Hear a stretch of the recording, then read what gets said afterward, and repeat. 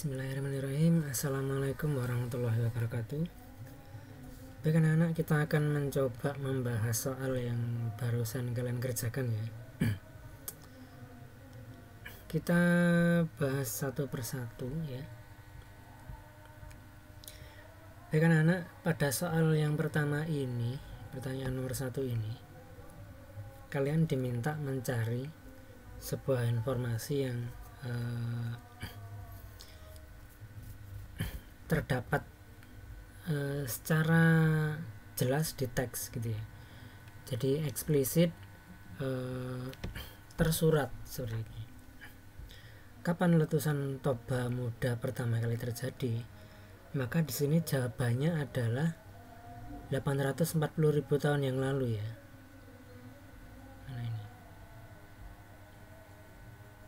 Nah ini.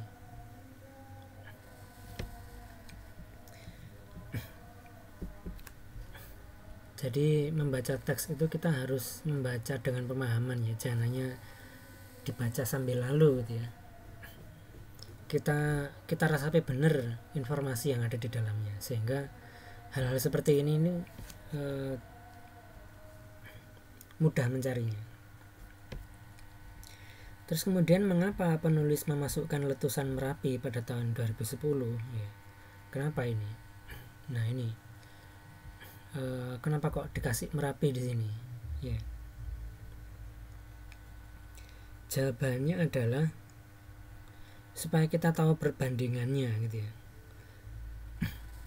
Kalau dibandingkan dengan Toba Muda di waktu itu dan Merapi yang kemarin itu gitu ya, yang kita itu sudah heboh banget gitu ya dengan Merapi kemarin, ternyata Toba Muda itu lebih luar biasa lagi nih seperti itu. Jadi itu ya,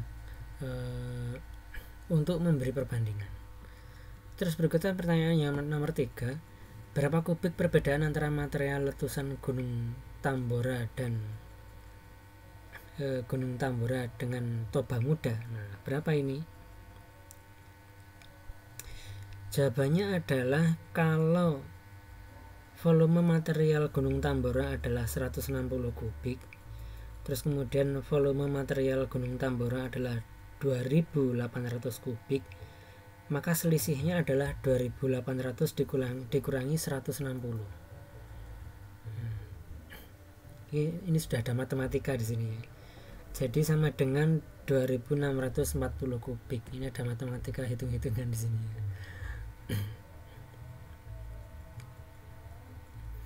Terus berikutnya pertanyaan yang keempat, dari gambar ini ya, dapat disimpulkan bahwa apa ini?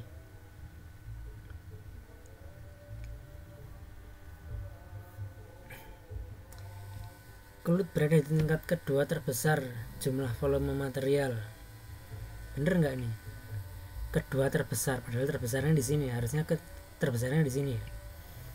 Volume letusan material Toba Muda berbanding terbalik dengan jumlah volume material letusan semua gunung berapi. Oh enggak ya, enggak berbanding terbalik, malah lebih banyak.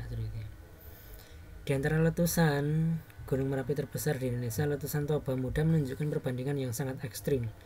Nah ini betul kayaknya ya, karena jauh sekali ini ya. Nah jauh sekali ini.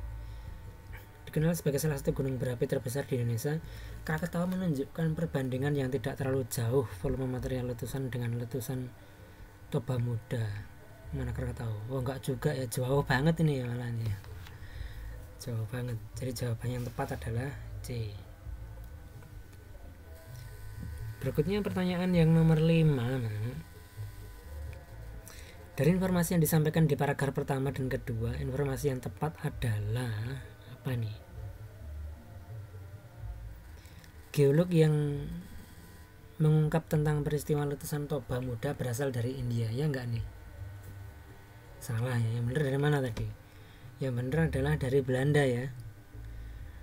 Daerah yang meletus pada peristiwa letusan Toba Muda disebut kaldera yang menjadi Danau Toba. Bener nggak nih? Salah ya. Jadi langsung saja, yang tepat adalah letusan Toba Muda kemungkinan akan terjadi sekitar bla bla bla. Ini ada di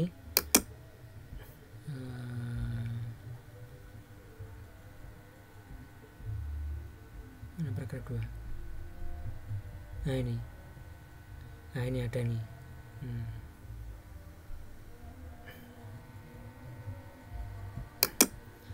Berikutnya soal nomor 6. Ini infografisnya nggak terlalu kelihatan, nanti kalian download yang di e-learning saja. Nomor 6. Apa yang dapat disimpulkan dari pertanyaan pentingnya merencanakan finansial untuk anak? Jawabannya adalah C ya, biaya pendidikan dari awal sekolah sudah tinggi, terutama pada tingkat perguruan tinggi.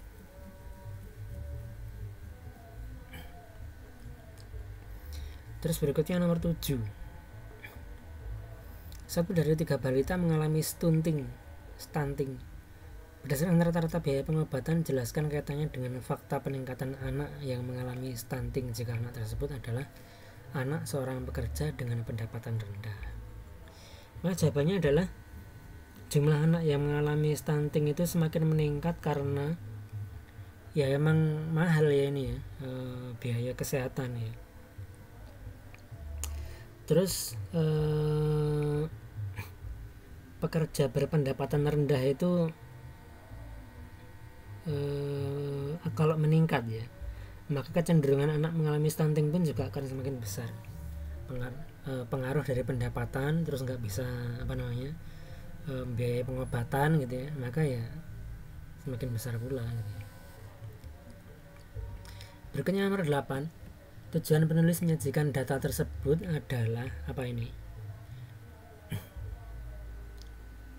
Ya, yang A ini ya, menyadarkan pembaca akan pentingnya merencanakan masa depan anak sejak dini. Jadi kalau punya anak itu perlu direncanakan. Nanti kalau mau sekolah di mana, bayarnya berapa, harus sudah siap-siap gitu ya. Karena itu hormatilah orang tua kalian gitu ya, yang sudah merencanakan pendidikan kalian gitu ya. Nggak murah sekolah di Al-Uswah ini ya, apalagi nanti kuliah gitu ya, apalagi nanti ke SMA IT gitu ya. Hargailah usaha kedua orang tua kalian, balaslah dengan belajar yang tekun gitu ya. Berikutnya nomor 9. Nada penyampaian penulis dalam memberikan informasi di atas adalah apa nih? Meyakinkan ya, bukan mengkritik ya. Di situ tidak ada kritik.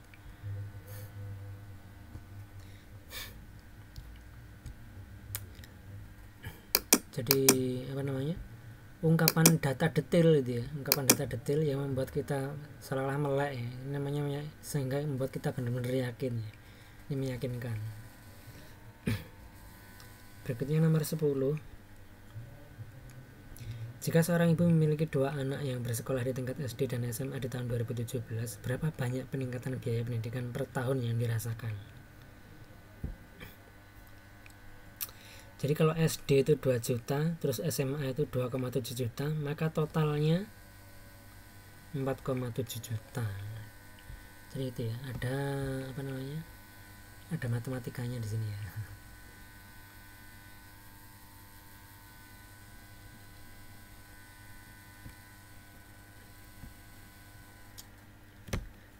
Lanjut pertanyaan yang ke-11 ya. Fakta yang berkaitan dengan anak Indonesia yang meninggal sebelum mencapai usia 5 tahun adalah apa nih? Jawabannya adalah A ya, menduduki peringkat 5 tertinggi di dunia. Ini ya. Terus nomor 12. Berapa banyak anak Indonesia yang mengalami stunting? Jadi yang ada itu 36% ya, dikali 8 1,3 juta. Berapa tuh? Hitung sendiri ya. Anak Indonesia yang mengalami kekerdilan adalah sebanyak 29.268.000 ya. Ya, ini coba dihitung sendiri ya. Berikutnya nomor 13. Mengapa penulis memilih untuk memulai penjelasannya dengan menyampaikan jumlah penduduk Indonesia dan angka 81,3? Jadi untuk membandingkan jumlah anak di Indonesia dengan jumlah penduduk secara keseluruhan ya. Juga memberikan data real tentang jumlah anak Indonesia dan jumlah penduduk Indonesia. Berikutnya nomor 14. Info yang disampaikan berdasarkan pada asumsi apa nih? Kondisi anak Indonesia mengkhawatirkan ya. Jadi asumsinya itu kondisi anak Indonesia mengkhawatirkan. Nomor 15. Setelah membaca informasi yang disajikan di wacana, tindakan apa yang diharapkan oleh penulis untuk dilakukan oleh pembaca. Jadi penulis itu pengen pembaca melakukan apa, gampangnya gitu. Maka yang diinginkan oleh penulis adalah tindakan yang diharapkan dari pembaca adalah lebih memperhatikan dan fokus terhadap kesehatan dan perkembangan anaknya. Termasuk juga pembaca di sini yang lebih diharapkan adalah pemerintah seperti itu. Jadi gitu.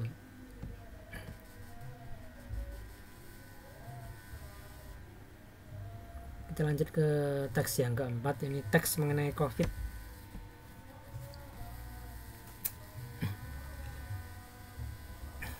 Pada tanggal 11 Maret 2020 yang terjadi adalah apa itu?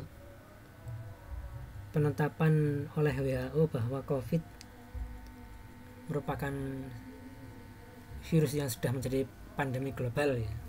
Itu. Silakan dicari nanti di infografisnya. Terus nomor 17. Mengapa COVID-19 dianggap sebagai musuh kemanusiaan?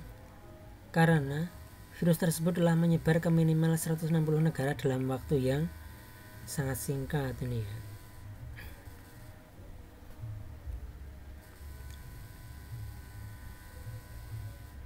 Kelihatan nggak nih?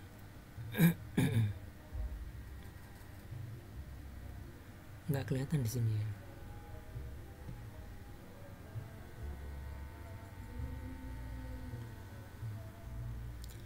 Berikutnya pertanyaan 18. Dari data perbandingan positif terjangkit, sembuh, dan angka kematian di dunia, apa yang dapat disimpulkan? Yang dapat kita simpulkan adalah meskipun menyebar dengan cepat, kemungkinan untuk disembuhkan semakin meningkat gitu ya. Ini nggak kelihatan ini kalau di sini, ini warnanya nggak kelihatan ini ya.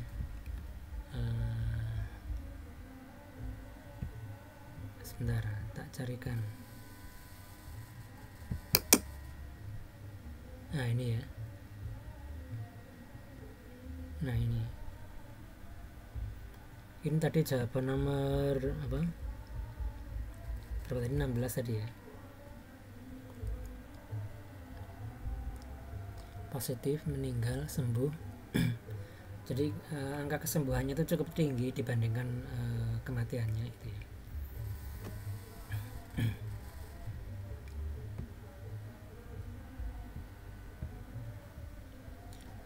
Berikutnya nomor 19. Berdasarkan informasi tersebut, sampai kapan data tersebut valid ya? Sampai kapan?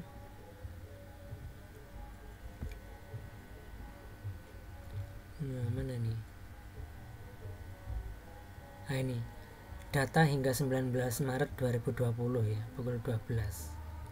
Nah ini jawabannya. Jumlah kematian pada tanggal tersebut di Indonesia sangat mengkhawatirkan karena apa ini?